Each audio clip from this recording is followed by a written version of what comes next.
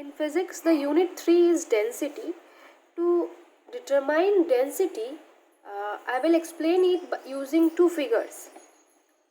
Listen, this is a block. This is a wooden block. And we have taken the same shape of iron block. Now, which one will be heavier, iron block or wooden block? It's obvious that iron block will be heavier. Why? What's the reason? Both are of same shape, both are of same size. Then why the iron block is heavier? The reason is that in iron block, the molecules are tightly packed. Means within this space, more number of molecules are available. But in wooden block, you will see that there are some air particles. So in this, the number of molecules will be a little bit lower than this. Fine. So if I put this wooden block and the iron block, both the block in water, which one will float? This will float and this will sink, isn't it? This will sink and this will float.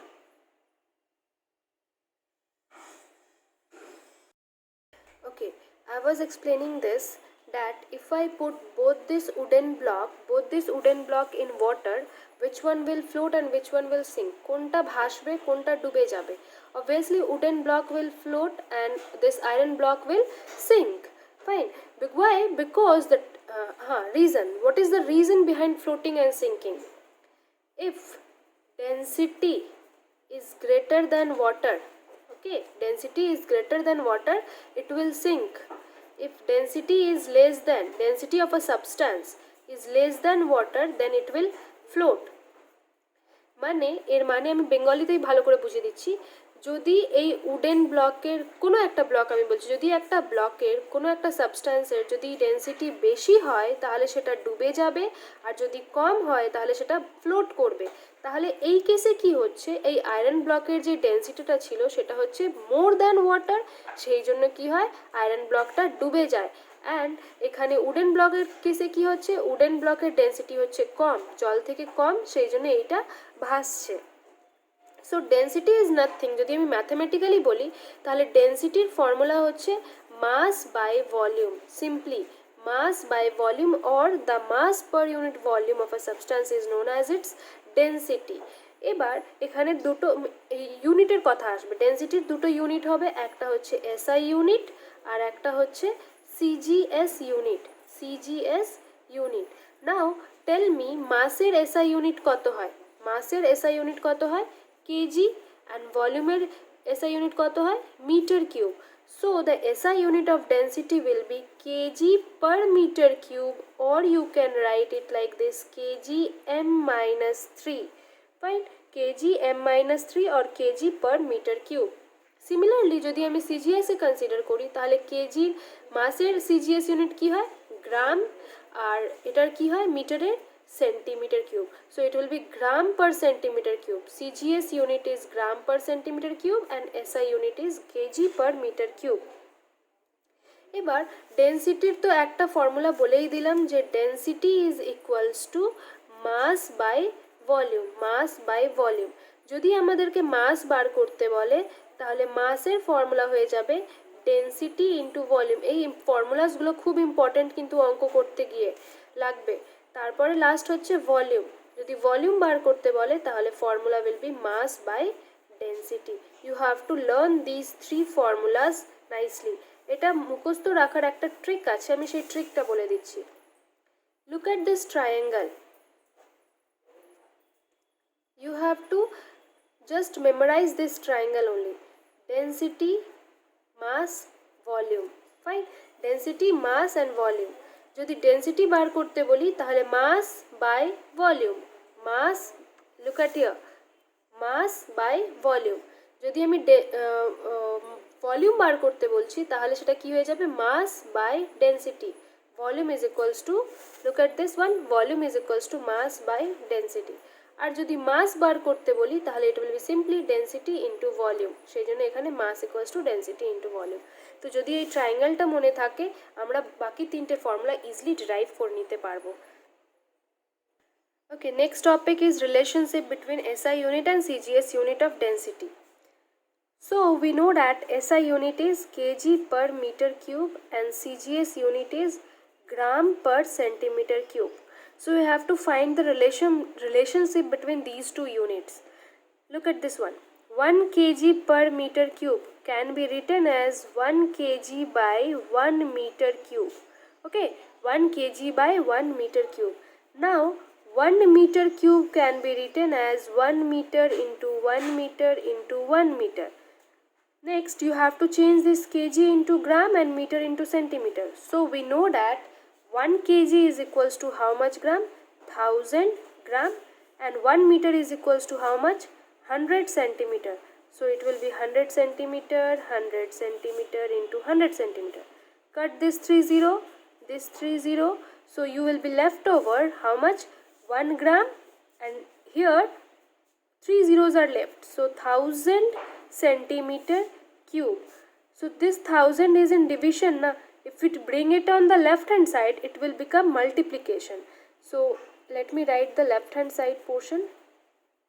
If I bring this 1000 to left hand side, it will become 1000 kg per meter cube is equals to 1 gram per centimeter cube. You have to keep in mind this relation. এইটাও আমাদের অঙ্ক করতে গিয়ে লাগবে এই রিলেশনটা। যদি আমাদেরকে গ্রাম পার সেন্টিমিটার কিউবকে কেজি পার মিটার কিউবে চেঞ্জ করতে বলে তাহলে এইটা লাগবে, plus we will need this also. Okay, next topic is determination of density of a solid. How will you determine the density of a solid? I have given you this is a solid, this is a stone. Okay, I said that determine the density of this solid. So to determine the density of solid we need two unit. আমাদের দুটো জিনিস জানতে হবে, একটা হচ্ছে মাস আর একটা কি হচ্ছে আর একটা volume. means you should know the mass of the stone and you should know the volume of the stone. How to know the mass? মাসটা কিভাবে আমরা জানবো? সিম্পলি মাসটা জানার জন্য we will use beam balance. in Bengali you say দাড়ি পাল্লা, ঠিক আছে? So using the beam balance we can find the mass of the stone. Suppose it is said that the mass of the stone is 3 kg. Fine. So I said that the mass of the stone is 3 kg. Now how to determine the volume? ভলিউমটা আমরা volume চ্যাপ্টারে পড়েছিলাম। একটা স্টোনের volume কিভাবে আমরা determine করব? Using the measuring cylinder. Fine, using the measuring cylinder. মাসটা জানছি আমরা কি দিয়ে? বিম ব্যালেন্স দিয়ে, অ্যান্ড ভলিউমটা হচ্ছে কি দিয়ে? মেজারিং সিলিন্ডার দিয়ে। Suppose this is measuring cylinder filled with water up to 60 centimeter cube. 60 centimeter cube আমরা একটা এই স্টোনটাকে একটা থ্রেডে টাই করে এটাকে ইনসার্ট করলাম। It rises up to this level, suppose 80 centimetre cube. It means that the volume of the stone was how much? Volume was 20 centimetre cube, because 60 থেকে rise up হয়ে 80 হয়েছে। So volume was 20 centimetre cube. এবার দেখ, মাসটাও জেনে গেছি, ভলিউমটাও জেনে গেছি, তো simply we will divide this two thing and we will get the density of this. But keep in mind যে মাসটা যখন কেজিতে আছে তো ভলিউমকে মিটার কিউবে থাকতেই হবে। যদি এটা গ্রামে থাকে তাহলে এটাকে সেন্টিমিটার কিউবে থাকতেই হবে। তো এখানে দেখলাম যে এটা 3 কেজি, তো আমি এটাকে একটু রিডিউস করে দিচ্ছি, তাহলে এটা 250 গ্রাম করে দিলাম। ঠিক আছে, তাহলে এটা গ্রাম, এটা সেন্টিমিটার কিউব। তাহলে ঠিক আছে, এবার আমরা ডেন্সিটিটা ইজিলি ফাইন্ড আউট করতে পারবো। This is the determination of density of a solid by using measuring cylinder. এটাই বইতে দেওয়া আছে, একটু রিড করে নিস, যদি অসুবিধা হয় আমাকে বলিস, আমি বুঝিয়ে দেবো আবার। ওকে, look at this next topic, that is determination of a density of liquid. আগেরটা আমরা কার ডেন্সিটি ডিটারমাইন করেছিলাম? সলিডের, ঠিক আছে? সেটা ইউজিং বিম ব্যালেন্স এখানে লিখেছি তো। এটা it can be also physical balance also you can use. Physical balance gives more accurate details. Accurate balance একদম দেবে, সেই জন্য আমরা ফিজিক্যাল ব্যালেন্স ইউজ করাটাই better, not to use beam balance. So here also you have to determine the density of a liquid. Suppose I have given you a liquid that is kerosene oil and you have to find out the density. এর density কীভাবে বার করব? Because solid ছিল, তো সলিডটাকে তো আমরা just ওই বিম ব্যালেন্সের যেই প্যানটা ছিল, প্যানে suppose this is a beam balance, তো প্যানের উপরে সলিডটাকে রেখে দিলাম, রেখে দিয়ে মেজার করে নিলাম। But for case of kerosene oil আমরা তো এটার উপরে রাখলে তো হবে না, রাখলে তো এটা পড়ে যাবে, তো we have to use a special type of bottle that is density bottle. তো look at the figure 1.13, density bottle আমাদেরকে ইউজ করতে হবে, ফিগার 1.13, ঠিক আছে, যেই সেটার ক্যাপাসিটি কত থাকে, 100 মিলিলিটারের ক্যাপাসিটি থাকে, মানে 100 millilitre liquid it can contain, and it contains a stopper, it looks like somewhat like this, long neck and a round flat bottom, okay, round flat bottom, and here it is a stopper, যেন মুখটা আটকানোর জন্য একটা stopper থাকে, and this is known as capillary tube. So I have given you kerosene oil, you have to find out the density of this kerosene oil. The first step is that you have to wash this density bottle with distilled water and then dry it in hot air. প্রথম এটাকে distilled water দিয়ে ধুতে হবে, first wash with distilled water, তারপর এটা কি করতে হবে, you have to dry it using hot air, or you can use a hair dryer also. Next, number 2, you have to find out the mass of this empty bottle,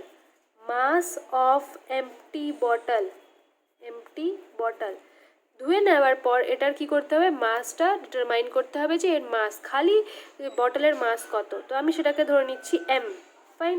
number 3, তারপরে কি করতে হবে, এর মধ্যে ওয়াটার ফিল্ড আপ করতে হবে, feel water and find মাস, ঠিক আছে, তারপরে কি করলাম, এর মধ্যে জল ভরলাম, জলটাকে ভরে মাস বার করছি, তাহলে সেটা কি, mass of bottle plus water, that is equals to, আমি ধরে নিচ্ছি m1, ওকে। তারপরে কি করলাম, জলটাকে বাইরে বার করে তার ভেতরে কি ফিল্ড আপ করবো, কেরোসিন অয়েল, আবার ওটাকে শুকিয়ে নিতে হবে কিন্তু ভালো করে, তারপরে কি করব, তার মধ্যে কেরোসিন অয়েল ফিল আপ করব, fill kerosene and find mass, তাহলে mass of bottle plus kerosene, it will give you the answer m2। এটা হচ্ছে খালি বটলের মাস, এটা হচ্ছে জলের সাথে, এটা হচ্ছে কেরোসিনের সাথে, ঠিক আছে। এবার আমরা জলের ডেন্সিটি জানি, we know the density of water is 1 gram per centimetre cube, এটা হচ্ছে ডেন্সিটি অফ ওয়াটার। তারপরে কি করতে হবে, আচ্ছা আমাকে বলো তোমরা, যে মাস অফ এমটি বটল, খালি বটলের মাস হচ্ছে m, জলের সাথে ওয়েট করছি তাহলে মাস হয়ে যাচ্ছে m1, তাহলে খালি জলের মাস কত হবে, আরেকটা এক্সাম্পল দিয়ে বলছি, সাপোজ বটলের মাস ছিল 100 গ্রাম, বটল প্লাস ওয়াটার ছিল 150 গ্রাম, ঠিক আছে, তাহলে খালি জলের কত হবে, অবভিয়াসলি 50 গ্রাম, তাই তো। কীভাবে বার করলাম, 150 মাইনাস 100, তো সিমিলারলি এখানেও আমাদেরকে সেই মাসগুলো বার করে নিতে হবে। 6 number point, mass of water will be m1 minus m, আর নাম্বার 7-এ মাস অফ কেরোসিন হয়ে যাবে m2 মাইনাস m, মানে এটা হচ্ছে জলের মাস, এটা হচ্ছে কেরোসিনের মাস। এবার দেখ, ডেন্সিটি অফ ওয়াটার জানি আমরা, মাস অফ ওয়াটার জানি, তাহলে ভলিউম অফ ওয়াটার বার করতে পারবো। ভলিউম অফ ওয়াটারের ফর্মুলা কী ছিল, সেই ট্রায়াঙ্গেল থেকে মনে করে ফেল। ট্রায়াঙ্গেল থেকে যদি আমরা মনে করি তাহলে তুই দেখ, density is equals to mass by volume, তো volume is equals to mass by density, so mass is m1 minus m and density is 1, so your volume will be this m1 minus m centimeter cube, আর volume of liquid কত হয়ে যাবে, volume of liquid will be m2 minus m. So volume of water is m1 minus m and volume of liquid is m2 minus m. So আমি একটা last formula বলে দিচ্ছি, সেটাই, এতগুলো না পড়ে লাস্ট একটা ফর্মুলা বলছি, সেই ফর্মুলা পড়লেই হবে, that is density of liquid will be mass of liquid by volume of liquid. এটা হচ্ছে ফর্মুলা। এই ফর্মুলাটা খালি মনে রেখে দিতে হবে। যদি ডেন্সিটি বার করতে চাই যে কোনো লিকুইডের, তাহলে আমাদেরকে কী করতে হবে, mass of liquid by volume of liquid. তাহলে লিকুইডের মাস কত ছিল, এখানে আমি একটা মিস্টেক করলাম, volume of liquid will be also this m1 minus m centimetre cube. Volume of liquid আর ভলিউম অফ ওয়াটার দুটোই হয়ে যাবে এখানে m1 minus m centimetre cube. So mass of liquid কত আছে এখানে দেখে ফেল, mass of liquid is m2 minus m, so m2 minus m, আর ভলিউম অফ লিকুইড কত, m1 মাইনাস m। এইটা এই অ্যাকচুয়ালি এখান থেকে কিছুই কোয়েশ্চেন আসবে না, এখান থেকে জাস্ট অঙ্কের কোয়েশ্চেন আসবে, সেটা অঙ্ক করতে গেলেই খুব ভালো করে বুঝে যাবি। তো জাস্ট এখন এটা দেখে রাখ, আর কিছুই না। Okay, next topic is variation of density with temperature, means how density changes with temperature. Okay, so in solid the density hardly changes with rise in temperature. যদি আমি টেম্পারেচারকে ইনক্রিজ করে দিই তাহলে এখানে ডেন্সিটি খুব হার্ডলি চেঞ্জ হবে, খুব অল্প চেঞ্জ হবে, hardly changes. But in liquid and gas temperature increase হলে, টেম্পারেচার যদি ইনক্রিজ করি তাহলে density also temperature. Suppose this is লিকুইডে আমরা জানি যে একটু দূরে দূরে মলিকিউলসগুলো থাকে, আমি এটাকে হিট করছি, means we are providing temperature আমরা ইনক্রিজ করছি। যদি টেম্পারেচার ইনক্রিজ করে দিই তাহলে this molecules will start moving away from each other, একটু দূরে যাওয়ার চেষ্টা করবে। মিন্স এই ফিগারটা দেখতে কেমন হয়ে যাবে, this will looks like this, 1 2, মানে আর দুটো মলিকিউলস অনেকটা দূরে চলে গেছে, আর দেখা যাচ্ছে না, মানে এর আস্তে আস্তে কি হয়েছে, ভলিউম ইনক্রিজেস। তো টেম্পারেচার ইনক্রিজ হলে, ইফ টেম্পারেচার ইনক্রিজ তো volume increase, and volume increase হলে কিন্তু ডেন্সিটি ডিক্রিজ হবেই হবে। ডেন্সিটি ডিক্রিজ হয়, volume and density both are indirectly proportional. Volume যদি ইনক্রিজ হয় ডেন্সিটি ডিক্রিজ হবে, ভলিউম যদি ডিক্রিজ হয় তাহলে ডেন্সিটি ইনক্রিজ হয়ে যাবে। ঠিক আছে, তাহলে টেম্পারেচারের সাথে ডেন্সিটির কী রিলেশন, টেম্পারেচার ইনক্রিজ করলে ভলিউম ইনক্রিজ হবে, ভলিউম ইনক্রিজ হলে ডেন্সিটি ডিক্রিজ হয়ে যাবে। অ্যান্ড রিভার্সটাও, টেম্পারেচার যদি ডিক্রিজ হয় তাহলে ভলিউম ডিক্রিজ হবে, ভলিউম ডিক্রিজ হলে ডেন্সিটি ইনক্রিজ হয়ে যাবে। Fine. Okay, next topic is speed. So speed is related to two terms, that is distance and time. Distance and time. এখানেও একটা ট্রায়াঙ্গেল মনে রাখবি, speed is equals to distance by time. So first one is speed equals to distance by time, speed equals to distance by time. Fine. Time যদি বার করতে বলি তাহলে distance by speed, R distance যদি বার করতে বলা হচ্ছে তাহলে speed into টাইম। তাহলে এই তিনটে ফর্মুলা এখানে মনে রাখতে হবে। না হোয়াট ইজ মানে স্পিড, ডিস্টেন্স, টাইম তিনটে কীভাবে রিলেটেড রয়েছে, এখানে তো এই তিনটে ফর্মুলা পড়তে হবে, প্লাস কীভাবে রিলেটেড রয়েছে। তো first come to the unit. Speed equals to কী হয়, ডিস্টেন্স বাই টাইম। ডিস্টেন্সের ইউনিট হচ্ছে মিটার আর টাইমের ইউনিট হচ্ছে সেকেন্ড। সো স্পিডের এসআই ইউনিট হয়ে যাবে, SI unit will be metre per second. ঠিক আছে, আর যদি এটাকেই আমরা সিজিএসে চেঞ্জ করতে বলি, সিজিএস ইউনিট মানে হচ্ছে সেন্টিমিটার পার সেকেন্ড। সিজিএস মানে জানা আছে, সি মানে হচ্ছে সেন্টিমিটার, জি মানে গ্রাম, আর এস মানে হচ্ছে second. Fine. So speed is of two types, একটা হচ্ছে ইউনিফর্ম স্পিড আর একটা হচ্ছে non uniform speed. Very very important, uniform speed and non uniform speed. Suppose this is a track. Fine. This is a track. একটা কার first আওয়ারে 1 আওয়ারের মধ্যে 30 kilometre গেছে। ঠিক আছে, নেক্সট 1 আওয়ারের মধ্যে আবার 30 কিলোমিটার ট্রাভেল করেছে, নেক্সট 1 আওয়ারের মধ্যে আবার 30 কিলোমিটার ট্রাভেল করেছে। If a car covers equal distance in equal interval of time, if a body covers equal distance in equal interval of time, এখানে টাইমের ইন্টারভালটাও সেম, এখানে ডিস্টেন্সটাও same, then that speed is known as uniform speed. ঠিক আছে। আর এই কেসটাই যদি আমি আরেকটা কারকে consider করি, ঠিক আছে, ফার্স্ট 1 আওয়ারে 30 কিলোমিটার গেল, পরের 1 আওয়ারে 20 কিলোমিটার যাচ্ছে, অ্যান্ড তারপরের 1 আওয়ারের মধ্যে 40 কিলোমিটার যাচ্ছে। So here the car is covering unequal distance. If when a body covers unequal distance in equal interval of time, see the time interval is same, 1 hour, 1 hour, 1 hour, but the distance covered is different. So when a body covers unequal distance in equal interval of time, then the body is said to have non-uniform speed or variable speed. Okay, so এই কেসে কি হবে, average speed বার করা যায়। Average speed মানে হচ্ছে total distance by total time. Total কত distance covered হয়েছে এখানে দেখ, 30, 40, 50, 40, 90. So total distance is 90 and total time is 1 hour, 1 hour, 1 hour means 3.